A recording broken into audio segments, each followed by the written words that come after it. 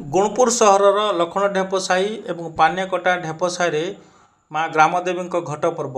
ଏଥିପାଇଁ ଉତ୍ସବମୁଖର ହୋଇଉଠିଛି ପରିବେଶ।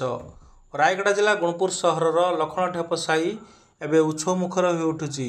ମା ଗ୍ରାମଦେବୀଙ୍କ ଘଟଯାତ୍ରା 5 ଦିନ ଧରି ଚାଲିବ। 5 ଦିନ ମା ଅସ୍ଥାୟୀ ମନ୍ଦିରରେ ପୂଜା ପାଇବେ। ଲକ୍ଷ୍ମଣ ଢେପ ସାହି ଏବଂ ପାନିଆକଟା ଢେପ ସାହି ଉଭୟଙ୍କ ମିଳିତ ଉଦ୍ୟମରେ ମାଙ୍କର ଅସ୍ଥାୟୀ ମନ୍ଦିର ନିର୍ମାଣ ହୋଇଛି। ମାଙ୍କର ଏହି ଅସ୍ଥାୟୀ ମନ୍ଦିରରେ ଦୀର୍ଘ 5 ଦିନ ଧରି ଏଠାରେ ପୂଜା ପାଇବେ ବୋଲି ପୂଜା କମିଟି ତରଫରୁ କୁହାଯାଇଛି। ଶୁକ୍ରବାର ବିଳମ୍ବିତ ରାତିରେ ମାଙ୍କର ଘଟ ଖଣ୍ଡା ଧରି ମା ଅସ୍ଥାୟୀ ମନ୍ଦିରକୁ ନାଚି ନାଚି ଯାଇଥିଲେ।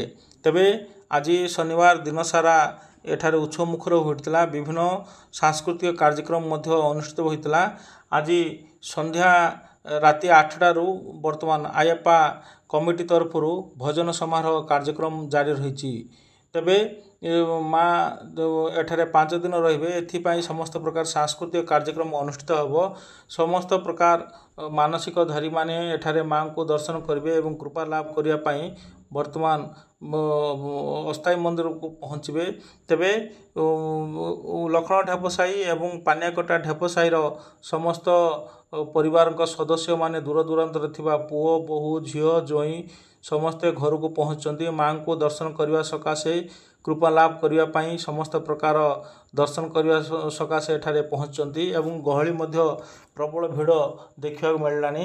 ଏଥିପାଇଁ ସମସ୍ତ ପ୍ରକାର ପୂଜା କମିଟି ତରଫରୁ ଶାନ୍ତି ଶୃଙ୍ଖଳା ବଜାୟ ରଖିବା ପାଇଁ ସମସ୍ତ ପ୍ରକାର ବ୍ୟବସ୍ଥା କରାଯାଇଛି। ପୂଜା କମିଟି ପକ୍ଷରୁ ସମସ୍ତ ସଦସ୍ୟମାନେ ଉପସ୍ଥିତ ରହନ୍ତି।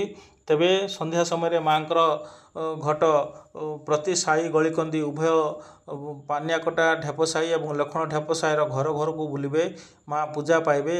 ଏଥିପାଇଁ ସମସ୍ତେ ବର୍ତ୍ତମାନ ଉତ୍ସବମୁଖର ହୋଇଉଠିଛି।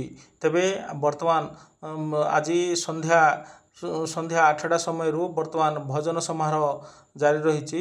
ବିଭିନ୍ନ ପ୍ରକାର ସଙ୍ଗୀତ ପରିବେଷଣ କରାଯାଉଛି। ଏଥିପାଇଁ ଉଭୟ ଉତ୍ସବମୁଖର ହୋଇଉଠିଛି। ଏ ହେଉଛି ସେହି ସମୟର ଦୃଶ୍ୟ। ମାଙ୍କର ଘଟ ବର୍ତ୍ତମାନ ଅସ୍ଥାୟୀ ମନ୍ଦିରକୁ ଯିବାର ଦୃଶ୍ୟ ଦେଖିବାକୁ ମିଳିଛି। ତେବେ ଉଭୟ ପାନିଆକଟା ସାହି ଏବଂ ଲକ୍ଷ୍ମଣ ଢେପ ସାହିର ମିଳିତ ଉଦ୍ୟମରେ ଅସ୍ଥାୟୀ ମନ୍ଦିର ନିର୍ମାଣ ହୋଇଛି ଏବଂ ଆଜି ଦିନସାରା ବିଭିନ୍ନ ପ୍ରକାର ସାଂସ୍କୃତିକ କାର୍ଯ୍ୟକ୍ରମ ମଧ୍ୟ ଅନୁଷ୍ଠିତ ହୋଇଥିଲା। ଏଥିରେ କୁନି କଳାକାରମାନେ ବିଭିନ୍ନ ପ୍ରକାର ନୃତ୍ୟ ମଧ୍ୟ ପରିବେଷଣ କରିଥିଲେ। ବର୍ତ୍ତମାନ ଭଜନ ସମାରୋହ ଜାରି ରହିଛି।